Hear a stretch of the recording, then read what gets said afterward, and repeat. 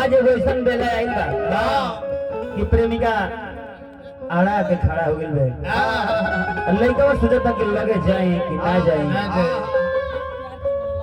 धीरे धीरे हिम्मत बना के लइका डराता कि कहीं अन्हारा राती में हम खड़ा बानी। हिम्मत करने ना के ना धाग ना दे कोनो दो में मत दे। लइका लगे जब गइल बा लड़की के रोवत सुन ले बा। लड़का पूछा था कि रे रोज आवत रहलो तो हंसत खेलत आवत रहलो। आज का भइल बा कि तारा आंख में आंसू बा? मुकेश जी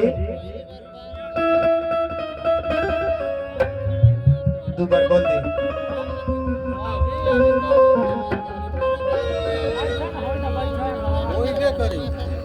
ए जान बोला ना जान हम तारे से कुछ कहे। अरे तो हम तो सुना ही ए जान बोल चलवा हमार शादी सेट हो गइल बा। आदमी ले ना भैंसा ले ए भैंसा का देखा अबे तू बका चुप रह। ए जान बोलो जो इस शादी अपना मर्जी से ना अपना माई बाबू के पगड़ी के लाज बचाने खातिर।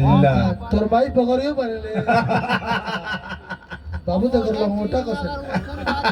ए जान बोल आज से अपन देखो हां हम अपन देखी। हां कौन जी हम देखी सब हां अब सुन न एबरा तो ई कोई लगल कि अपन देखो हां एगो बेरा ऐसा रहे कि जब जब मिले आवे तो 11 बजे से 3 बजे तक ले हमरा संगे रहे। आ तो ये अपन बाबू माई से ना पूछलू आ एबरा तारे के बाबू माई याद पड़ तड़े। जब तारा मन में ये बा लइका डांट के खतर चल जिंदगी में किसी से प्यार मत करना। हो जाए तो इनकार मत करना। चल सको निभा सको तो इस रास्ते पर चलकर निभा देना। वरना किसी अच्छे लड़के की जिंदगी बर्बाद मत करना। कुछ कहो तो बोल मुठा इधर दूर है आपसे तो कोई गम नहीं। दूर रह के भुलाने वाले हम नहीं। मुलाकात ना हुआ तो क्या हुआ, मुलाकात ना हुआ तो क्या हुआ। आपकी यादें किसी मुलाकात से कम नहीं। मुलाकात ना हुआ तो क्या हुआ? आपकी यादें किसी मुलाकात से कम नहीं। इधर तरह के मुलाकात याद में बुझाता लेकिन हम ज्यादा तरह के कुछ कहब ना। तहार इच्छा का बात तू बताओ। तू अपनी माई बाबू के पगड़ी के रखबू कि हमार दिल के बात रखबू तनी हमरा के बताओ।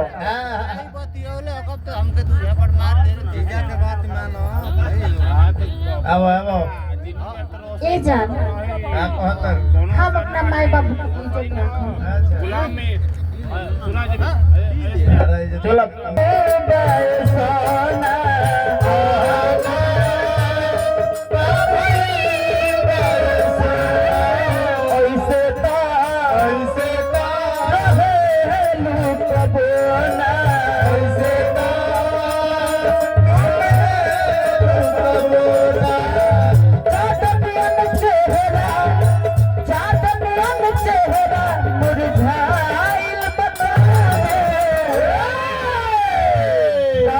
खुशियों की दुकान होती उसमें मेरी एक अलग पहचान होती। दे देता तुझको जमाने भर की खुशी उसकी कीमत भले ही मेरी जान होती।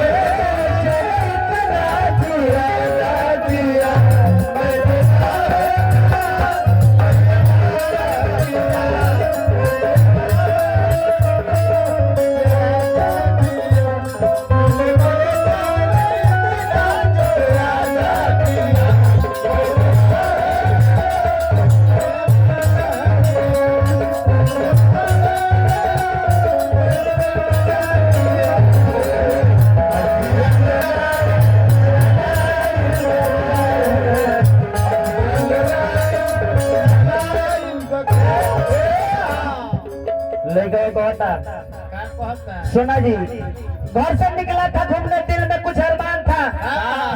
एक तरफ थी खाइयां, एक तरफ सुनसान था। पैरों तले एक हड्डी आई, उसका यही बयान था कि ऐ चलने वाले मुसाफिर जरा सोच समझ के चल, क्योंकि मैं भी कभी इंसान था। कुछ कहा तो हूँ।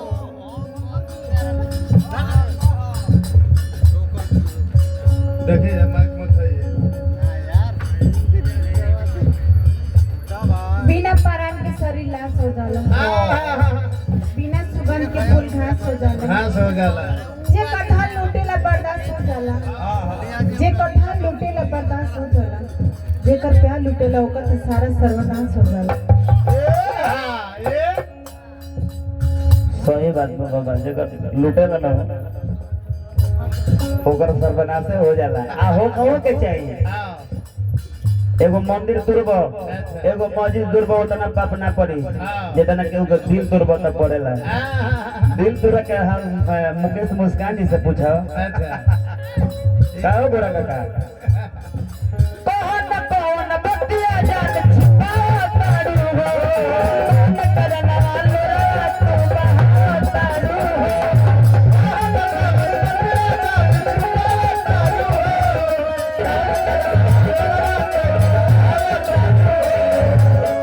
बताओ ई चेहरा पर हंसी आज ले हम देखल रहनी हम।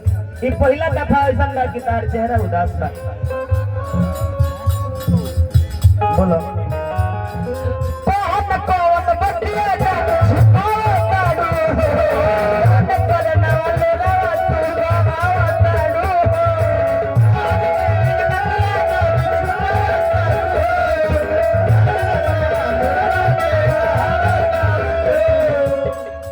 प्यार को तब तक प्यार करो जब तक कि प्यार आपसे प्यार करे। सोना जी प्यार को तब तक प्यार करो जब तक कि प्यार आपसे प्यार करे। और जब प्यार आपसे प्यार करे तो प्यार को इतना प्यार करो कि प्यार पाने पर मजबूर हो जाए। कहाँ से कि कौन मिल बात नजरिए हया हो, नजरिए कया हो, नजरिए हम मौत, नजरिए सजा हो, नजरिए नजर के नजर से मिलावेला, नजरिए के मारल के बचिए न पावेला। कौन कौन बतिया